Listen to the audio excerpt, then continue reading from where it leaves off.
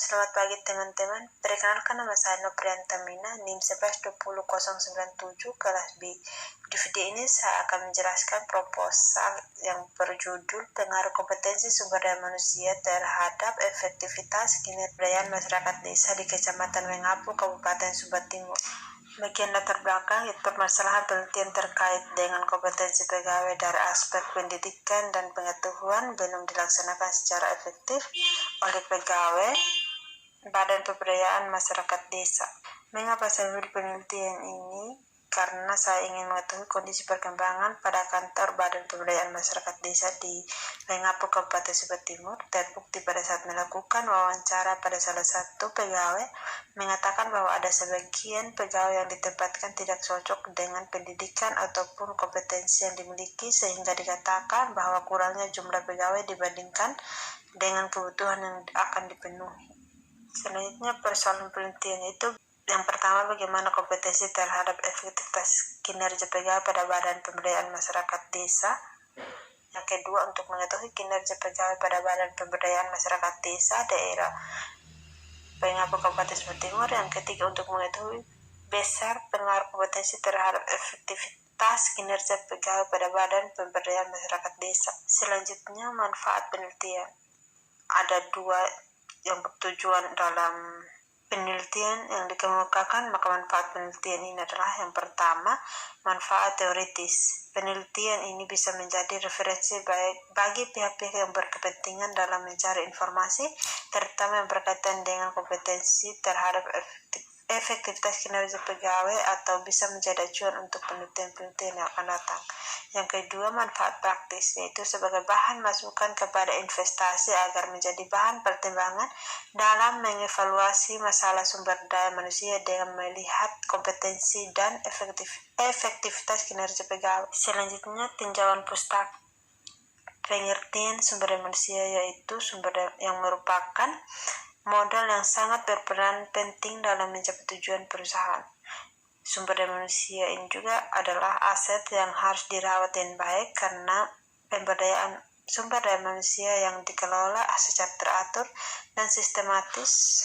Selanjutnya, pengertian kompetensi sumber daya manusia yaitu kompetensi kemampuan kerja setiap individu yang mencakup aspek pengetahuan, keterampilan, dan sikap kerja yang sesuai dengan standarisasi yang diharapkan, karena di dalam sebuah perusahaan maupun investasi, sumber daya manusia sangat dibutuhkan untuk menunjang keberhasilan pelaksanaan pekerjaan. Selanjutnya, hipotesis. Berdasarkan uraian tersebut, data dan tinjauan teori yang sudah dipaparkan, maka hipotesis yang akan diuji dalam penelitian ini adalah dua, yaitu yang pertama, diduga bahwa kompetensi berpengaruh positif dan signifikan terhadap kinerja pegawai pada kantor Badan Pemberdayaan Masyarakat Desa. Yang kedua, diduga bahwa indikator berpengaruh positif dan signifikan terhadap kinerja pegawai pada Badan Pemberdayaan Masyarakat Desa. Selanjutnya, metode penelitian. Yang pertama yaitu jenis penelitian. Menurut Sugiono 2018 ayat 3, bahwa metode kuantitatif adalah penelitian berdasarkan filosofi positisme yang meneliti populasi atau sampel tertentu, mengumpulkan data dengan menggunakan alat penelitian, dan menganalisis data kuantitatif dengan tujuan untuk menguji hipotesis yang telah ditetapkan. Populasi yang digunakan untuk seluruh pegawai di kantor Badan Pemberdayaan Masyarakat Desa berjumlah 4 sampling atau sampel jenis. Artinya teknik penentuan sampel bila semua anggota populasi digunakan sebagai sampel.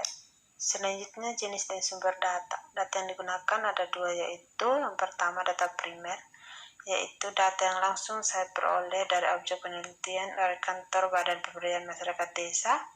Yang kedua, data sekunder, yaitu data yang diperoleh dari perusahaan dalam bentuk seperti jumlah pegawai, kompetensi pegawai, gambaran umum perusahaan, serta aktivitas perusahaan. Teknik pengumpulan data itu teknik dalam penelitian menggunakan kuesioner.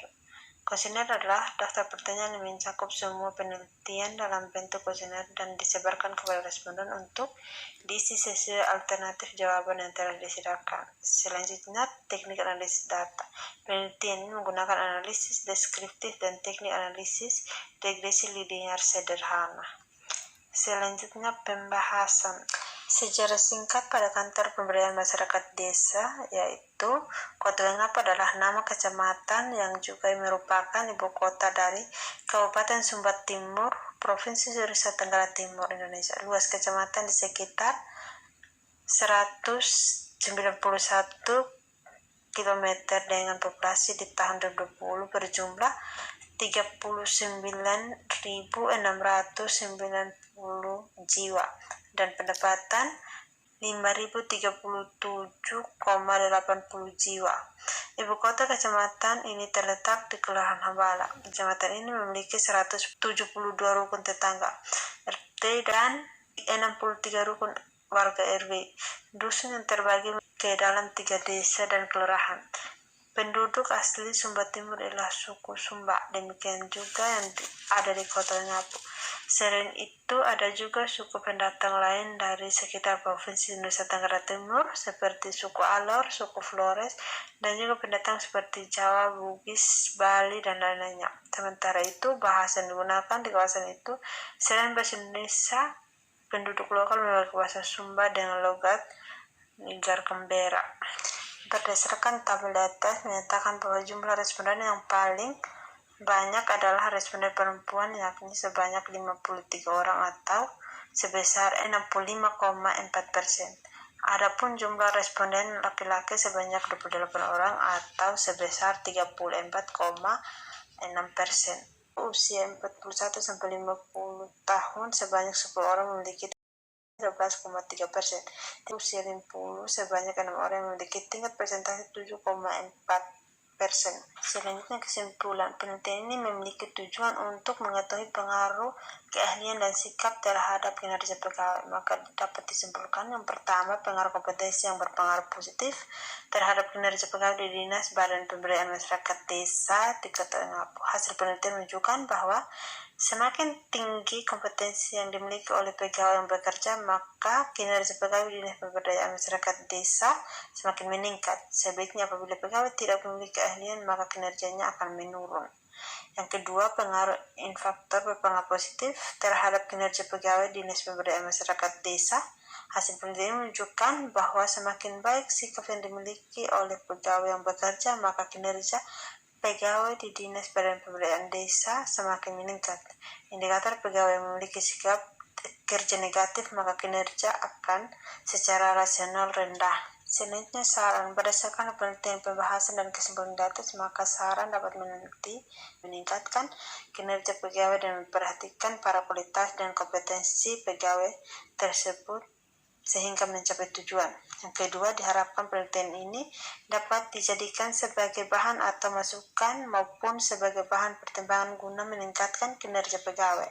Yang ketiga, bagi penelitian selanjutnya diharapkan mampu memperluas populasi penelitian, hasilnya bersifat umum dan menjadi acuan penelitian selanjutnya.